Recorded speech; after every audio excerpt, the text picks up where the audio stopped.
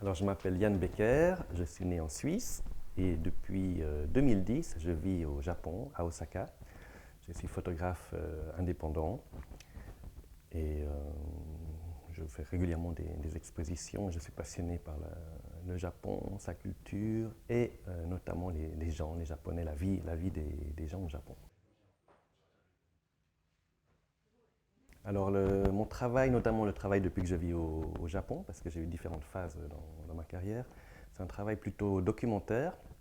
Donc, je vais vraiment à la rencontre des gens, dans la rue, dans les lieux publics, et j'essaie de rencontrer les gens et de me lier avec eux et d'en apprendre et de les découvrir. Et donc, je fais beaucoup de portraits. Et j'essaye vraiment d'entrer un peu dans leur intimité ou de dépasser en tout cas la surface pour apprendre sur leur personnalité, leur mode de vie. Et c'est ça que j'essaye d'exprimer dans mon travail photographique japonais, c'est la vie au Japon, mais la vie, si possible, dans les quartiers locaux, ce qu'on appelle le shitamachi.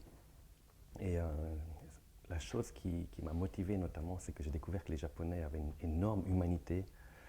Euh, alors, pendant 2 semaines, j'ai une exposition à la galerie Koto, à Kyoto. C'est une exposition qui s'intitule Osaka Monogatari, ce qui veut dire histoire de Osaka, donc Osaka Stories.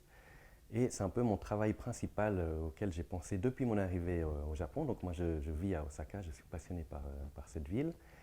Et je suis en train de préparer un livre de photographie qui portera donc ce titre, Osaka Monogatari, et un livre que je pense publier l'année prochaine. Et donc je propose de premières images de ce livre. Et c'est un peu particulier, c'est dans une galerie à Kyoto où j'expose chaque année, belle galerie. Et une fois que le livre sera réalisé, je ferai une plus grande exposition à Osaka. Donc Osaka Monogatari, c'est l'histoire de Osaka. Donc ce sont ces petites histoires, c'est pas du tout l'histoire de la ville, mais c'est les petites histoires des gens à Osaka, dans ces quartiers, les bas quartiers, là où on a encore un peu la vie comme il y a 30, 40 ans. Donc il reste encore beaucoup au Japon, on ne le sait pas forcément, parce qu'on imagine le Japon avec les buildings, les grandes villes comme Tokyo, Osaka justement, mais il reste encore beaucoup de petits quartiers avec des artisans et des gens qui vivent vraiment presque comme dans un village. Voilà, ça c'est une photo typique que j'aime bien, donc je l'ai mise sur le flyer de l'exposition. C'est une mama, donc une patronne de karaoké snack, donc il y a beaucoup de petits bars karaoké où l'on va boire et chanter au Japon.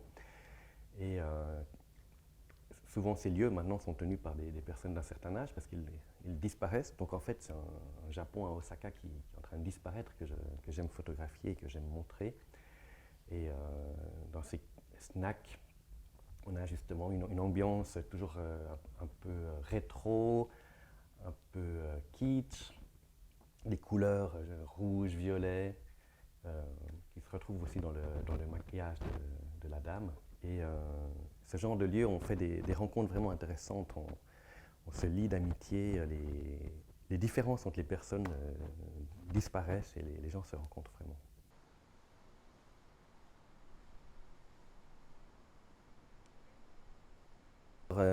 Choisir un livre de photographie, c'est difficile parce qu'il y en a beaucoup que j'aime beaucoup différents photographes. Mais comme il faut en choisir un, j'ai choisi un livre de Ed van der Elsken, un photographe hollandais, photographe de documentaire, photographe de rue, qui a aussi, lui, passé beaucoup de temps au Japon. Il est venu plusieurs fois, des longs séjours aussi. Et j'aime particulièrement son approche. Alors, c'est principalement du noir et blanc, dans la rue, proche des gens, et il se montre aussi souvent dans son intimité. Donc là, typiquement, on peut imaginer que c'est peut-être son amante, où il se prend en photo face à un miroir. Et j'aime beaucoup sa sensibilité, son approche humaniste aussi.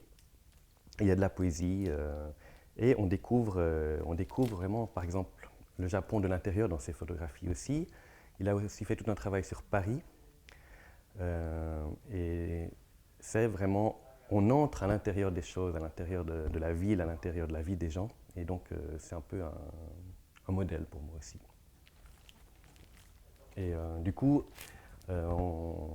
voici des exemples de photographies de mon travail récent. Les petits quartiers du sud de Osaka, les personnes que l'on peut y rencontrer. Là, c'est une photo en plein été, donc il fait très chaud au Japon. Et j'essaye de capter un peu la personnalité et les histoires de ces gens.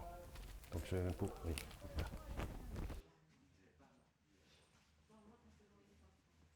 Est-ce que c'est une bonne photo? Ça aussi, c'est difficile. Il y a beaucoup de bonnes photos. Et une photo peut être bonne pour beaucoup de raisons. Mais dans mon cas, comme je l'ai dit, ce qui m'intéresse, c'est l'histoire que raconte la photo, l'histoire qu'il y a derrière la photo. Pour moi, une photo n'a pas forcément besoin d'expliquer une histoire, mais de proposer au spectateur, à la personne qui regarde la photographie, d'imaginer l'histoire qu'il y a derrière et d'essayer de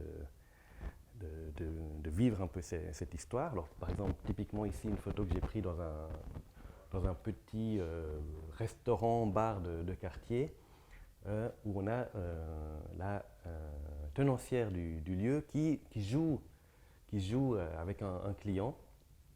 Il y a, comme je l'ai dit au Japon, cette humanité, cette relation entre les gens qui est très intéressante, qui est très forte souvent. Et c'est une photo parmi beaucoup d'autres, mais ce qui est aussi intéressant, c'est le poster qu'il y a derrière. Donc on a un jeu avec les regards. Il y a bien sûr un côté hasard, parce que c'est des photos que je prends sur le vif. Moi-même, je suis dans le bar, je bois d'ailleurs avec ces gens, je discute avec ces gens. Et cette photo raconte une histoire, mais en même temps, elle est intrigante. On se demande que fait cette personne, que font ces gens, qu'est-ce qui s'est passé avant, après. Que sont-ils devenus aussi, hein. La photo, bien sûr, garde une mémoire de lieux et de gens. Et pour moi aussi, une bonne photo, c'est une photo dont on va se souvenir. Une photo qu'on a vue une fois et qu'on va peut-être se rappeler à un moment donné ou à un autre. Et voilà, moi j'ai quelques photos de photographes dont je me souviens tout d'un coup au détour de mes rêveries. Et c'est ça que j'estime des bonnes photos. Et moi-même, les photos que je prends, il y a des photos qui me reviennent en mémoire et qui me font plaisir de me rappeler de ces photos.